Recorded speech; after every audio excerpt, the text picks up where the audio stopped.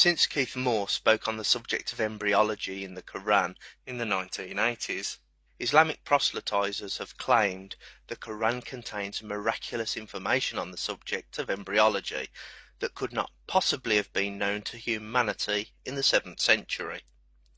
In particular, one verse which describes how bones form before flesh has been touted as an example of miraculous information. The Qur'an's description of human development in the womb has become something of a revived subject since the biologist P.Z. Myers told IERA, a UK-based Islamic proselytizing group, that they had just proved the Qur'an to be scientifically incorrect in claiming that it describes bones forming before the flesh, and that bones and flesh actually form simultaneously from mesenchyme. Of course, the Qur'an cannot possibly be wrong. Only our understanding of the words can be in error. Now, let us take a look at the information within the Qur'an and compare it to the information from Galenic medicine. Qur'an 23:13. Then we placed him as a drop of seed in a safe lodging. This shows an early stage of embryonic development where the human is still a seed. Galen says, the first, i.e. stage, is that in which is seen in both abortions and dissections, the form of the semen prevails. Qur'an 23:14. Then we fashioned the dropper clot. Galen continues, now in the case of the semen voided in the 6th day, it becomes filled with blood. The next part of the Qur'an says, then fashioned we the clot a little lump. Galen goes on to say, after it has been filled with blood, heart, brain and liver are still unarticulated and unshaped. The Qur'an follows by saying, then fashioned we the little lump bones, then clothed the bones with flesh. Galen immediately goes on to say, after nature has made outlines of all the organs and the substance of the semen is used, thus it caused flesh to grow on and around all the bones. Here we see Galen's writings describe a fetus starting as semen. After 6 days it then fills with blood and the fetus starts to develop various bodily parts, but remains unformed. Then flesh starts to grow on and around the bones before the fetus goes on to become fully formed. So, what is so miraculous about the information in the Qur'an? Almost identical words were spoken by a man hundreds of years earlier, who didn't need to claim divine intervention for their origin. Knowing that there is no point at which an embryo is a clot of blood, Islamic apologists tried to force the Qur'an to be accurate by using the following claims, despite knowing there are numerous tafsirs explaining how this is a clot of blood. Number 1. The Qur'an is merely saying the embryo looks like a clot of blood. There is nothing miraculous about saying what something looks like. These people used to kill and eat their animals themselves.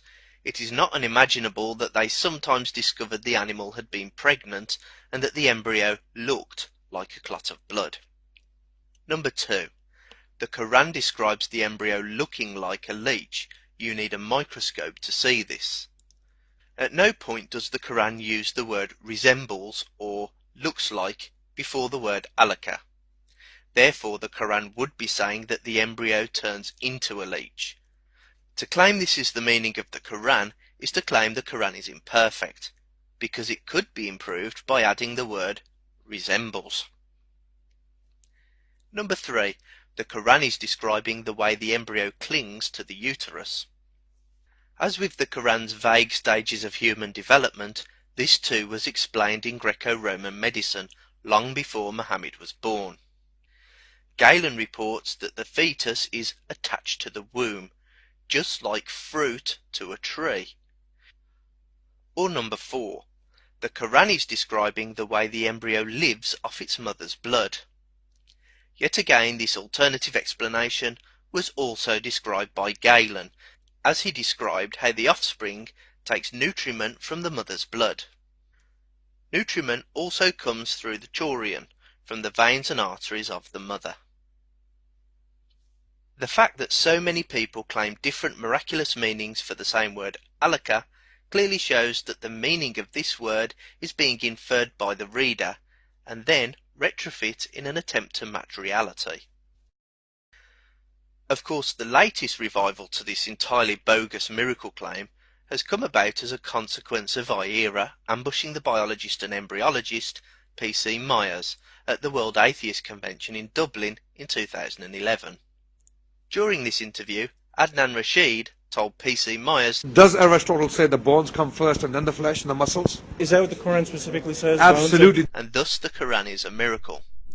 At which point, P.C. Myers informed them that this is factually incorrect. You just demonstrated the Qur'an is wrong. These are forming simultaneously with each other. As expected, the apologetic machine is now in full motion, as the clear words of the Qur'an are examined closely in order to discern what they clearly said from the start, whatever that might be, as long as it matches reality. Lane's lexicon uses this very verse as an example of when the word ba is used to denote an absolute sequence, so it seems Adnan's original interpretation may have been correct after all. I currently see the miracle claim possibly morphing into one of the following reinterpretations. Number 1. The original miracle claim was correct. Bones develop before flesh. I am not a biologist or an embryologist, so I cannot comment on the science. But if this does turn out to be the case, then the verse is not a miracle, because the text I quoted from Galen hundreds of years before the Qur'an also states that flesh grows on and around the bones. Number 2. The Qur'an does not say, then we clothe the bones, but and we clothe the bones. This certainly isn't a miracle, as replacing the word then with and removes any indication of sequence. As a consequence, the verse would be saying nothing more than bones have flesh around them, and it takes no more intelligence than a child to know that your bones are clothed with flesh, just as our flesh is clothed with man-made fabrics. Number 3. Our original understanding of the Qur'an was incorrect. The bones and flesh form at the same time, and then later the flesh attaches to the bones. The Qur'an's terse description of embryology does not say that the flesh moves onto the bones. Interpreting the words in this way is merely an extrapolation and an inference. But again, this is no miracle. The word used for clothe also means to drape upon or to cover. We do not need to invoke the divine in order to say that bones are covered by flesh, and thus, by definition, this does not match the criteria of a miracle, because there is a much more mundane explanation for this text. Thus, we do not need to invoke a supernatural power. The simple fact is that the words clothed the bones with flesh is a valid way to rephrase the words written by Galen hundreds of years earlier. Caused the flesh to grow on and around the bones. The question, how did Muhammad miraculously only pick the Galenic teachings which were correct and leave out his errors, is often used by Islamic apologists. That this counter-argument has no bearing on the fact that we have already proven these verses are not a miracle is completely ignored. In a very short piece of text, the Qur'an says the same thing that Galen said also in a very short piece of text, and Galen was wrong. This miracle claim itself is an example of Muhammad copying incorrect information, and an example of apologists reinterpreting the words to try to make them correct. Semen does not turn into a blood clot or leech. The sperm within the semen is a trigger for the woman's egg to start dividing. If an all-knowing being wanted to present us with a 20th century embryonic miracle, then why not mention the swimming thing within the semen? Why not mention the tiny egg within the woman that is invisible to the naked eye? And most importantly, why use words which look just like a paraphrasing of work authored by a mere human hundreds of years earlier? There are indeed other examples within the Qur'an of where its human author seems to have copied Greco-Roman medicine, which was wrong. In Surah Al-Insan, verse number 2, the Qur'an reads, "Verily, we created man from a drop of mingled semen." Ibn Abbas is reported to have described this as that of the man being white and thick, and that of the woman being yellow and thin. Thus, progeny comes from both of them. Al-Jalalain say, that is from the fluid of the man and the fluid of the woman that have mixed and blended. Ibn Kathir explains that various people reported Amshaj is the mixing of the man's fluid with the woman's fluid. Islamic apologists will now try to claim that this verse itself is a miracle, because it is saying that the fluid a man ejaculates is a mingled drop of semen and sperm. But this argument is weak. Of the material the male expels during sex, it is only the sperm within the semen which initiates the creation of the offspring. So to claim the Quran is saying that humans are made from a mingled drop of both sperm and semen would be to say the Quran is in error. Another common apologist approach is to claim that it is a male drop that mingles with the woman's egg. This is a huge leap of faith due to the fact that there is nowhere in the Quran which mentions a woman's egg, and perhaps not coincidentally, there is no mention of a female egg in Greek medicine either. However, this apologist argument is also weak, because again it is only the sperm which meets the woman's egg, and not the semen. By no stretch of the imagination could the combination of a solid sperm and a solid egg be described as a drop of mingled fluid. The explanation of this verse that makes the most sense is the one put forward in the tafsirs and hadith, where it is the fluid of the man meeting a woman's fluid that creates the offspring. According to this fatwa on the signs of puberty, the discharge of a woman that is expelled during sex is described as a thin yellow fluid. Following hadith details Muhammad explaining how the resemblance of an offspring is determined by which of the parents discharges first. The next one elaborates further and specifies that the fluid in question, which is discharged by the female, is the fluid she would expect to see during a sexual dream, and is thin and yellow in appearance. It is likely that Muhammad heard of Galen's semen theory that the male and female sexual fluids mix together to form the fetus. Galen did not believe that the female semen was her menstrual blood. Galen writes, "The similarity of offspring to their parents arises through a source common to both parents, but menstrual blood is not a source common to both male and female. The similarity of offspring to parents is either through semen or through menstrual blood, but it is not through menstrual blood, therefore it is through semen." Galen clearly thought that both male and female semen are produced during an orgasm, and that the woman's semen is visibly thinner than male semen. Galen writes, "When therefore the female produces semen at the same time as the male, the semen discharged through each of the two horns and carried to the middle of the hollow of the uterus coats the passages, and at the same time reaches the male semen. It mixes with this semen, and the membranes are entwined with each other.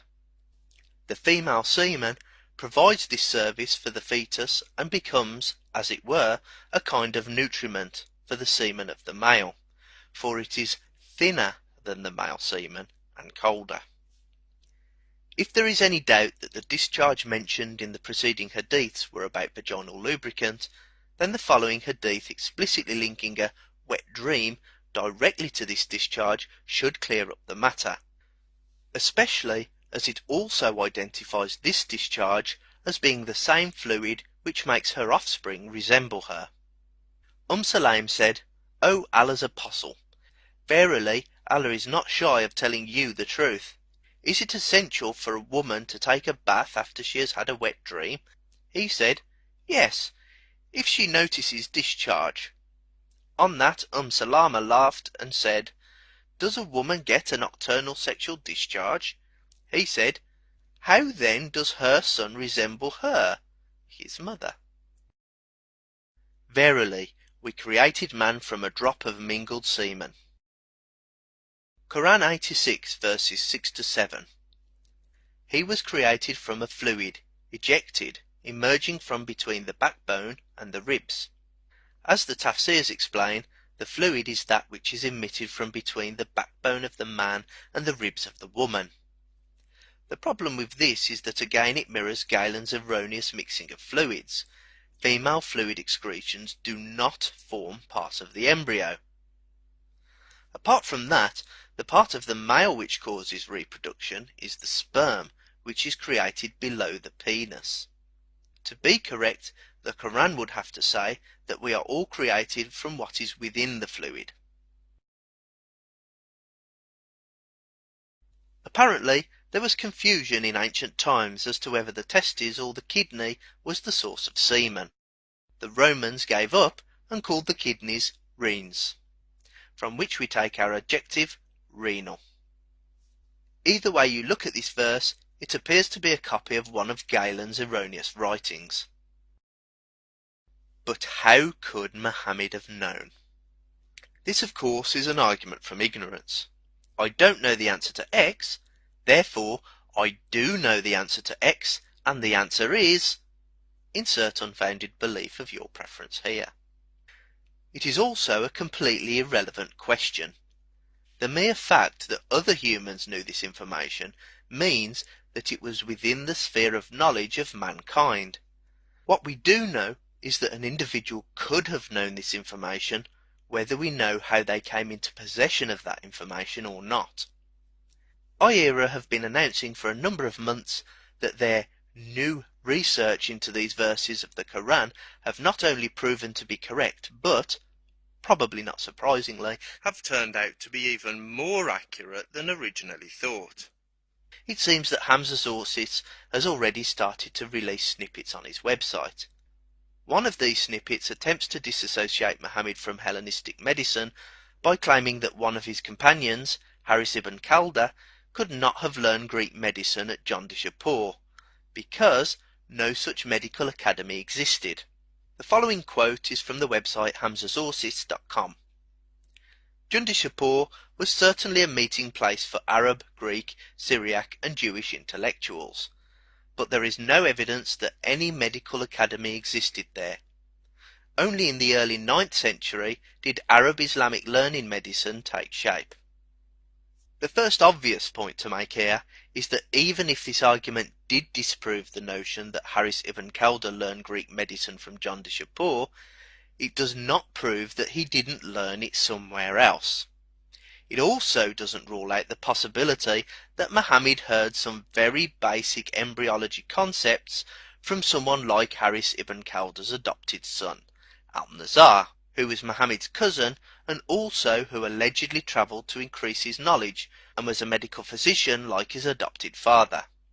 It doesn't rule out the possibility that Muhammad's doctor gave him a brief overview one day while they were discussing the apparent miracle of pregnancy, or that a friend told Muhammad what his doctor had told him during a trip to the doctor with his pregnant wife. Putting forward a list of everyone to have ever come into contact with Muhammad who either was a physician, had ever talked to a physician, or had ever talked to someone who had talked to a physician, and so on, would not only be impossible, but would also be pointless. For the embryonic verses in the Qur'an to be considered a miracle, we must concede that the only way Muhammad could have come across such information must have been via a divine entity. The book by Roy Porter, cited by IERA, is not the only one claiming that Jandishapur was not a great medical academy. We have no persuasive evidence for the existence of a medical school or a hospital at Jandishapur, although there seems to have been a theological school and perhaps an infirmary. If there was an infirmary at Jandishapur, then it is still possible that an individual such as Haris ibn Kalda may have learned additional medical knowledge whilst working there, but really this is utterly unimportant. David Lindbergh continues, the story must not be oversimplified to the point where the diffusion of Greek learning is viewed as hanging on the slender thread of Nestorian activity in the city of Jondashapur. Rather, we must see this as a widespread movement of cultural diffusion, whereby the aristocracies of Western and Central Asia assimilated broadly and deeply, and by a variety of mechanisms. To assume that Jondashapur was the crucial point from which Greek medicine was disseminated throughout the region is clearly an error. The diffusion of Greek medicine throughout this region and the rest of the world was a slow but long process lasting many centuries, ensuring that it became part of cultures across the globe. But the book by David Lindberg is not the only one that reaches this conclusion. If only IERA had spent some time reading the book they cited, rather than simply quote mining it, they would have learned a whole lot more on the subject of the dissemination of Greek medicine throughout history, and they possibly would have realised that their point about Haris ibn Khaldun was somewhat pointless. Even though Greek medicine had not yet taken shape, as early as 1700 years before Muhammad was born, the Greeks were already travelling as far as Egypt. Greek medicine was an open system available to anyone to learn, which contributed to its development. By the 4th century BCE, Aristotle had been appointed as teacher to Alexander the Great. Alexander the Great's conquests brought Hellenistic knowledge as far as Egypt, the Persian Gulf and Sicily, and led to the creation of the Library of Alexandria. A large collection of medical documents attributed to Hippocrates were available in the Library of Alexandria as early as 250 BCE. In the 1st century CE, anatomy was being taught in the Library of Alexandria. In approximately 145 CE, Galen himself studied at the library. After Galen died, Greek medicine remained mostly unchanged. By 324 CE, Constantinople, Byzantine, was a Hellenistic safe haven. 344 CE, Christian hospitals spring up throughout the region. Leontius, Bishop of Antioch, from 344 to 358, set up hospitals in his see, around 360 of them. Pre-640 CE, it was still possible to learn Greek medicine, and specifically Galenic medicine, in Alexandria. But the best has certainly been saved for last. By AD 500, in Alexandria, there was not only a syllabus of Hippocratic texts, those which Galen followed, but an embryonic Galenic canon, which became known as the 16 Books, taught with commentaries and studied in a set order. Alexandrian scholars also summarized the 16 books for ease of memory. For over 1700 years, Greek culture and knowledge had been infusing itself slowly and thoroughly into the culture of the Middle East. Only 70 years before the birth of Muhammad, 16 books by Galen on the subject of embryology had not only been canonized at the Library of Alexandria, but they had also been summarized by scholars in order to make them easier to commit to memory. Knowledge of Greek medicine, and in particular Galenic medicine, remained prevalent throughout the region for many years after Muhammad's death. During a concerted effort to collect Greek medicine and translate it into Arabic, in the 9th century it was still possible to find many of Galen's writings throughout the Byzantine Empire. This is most likely what David C. Lindberg was referring to in his book when he remarked how Jondashapur was not the slender thread by which Greek medicine was spread.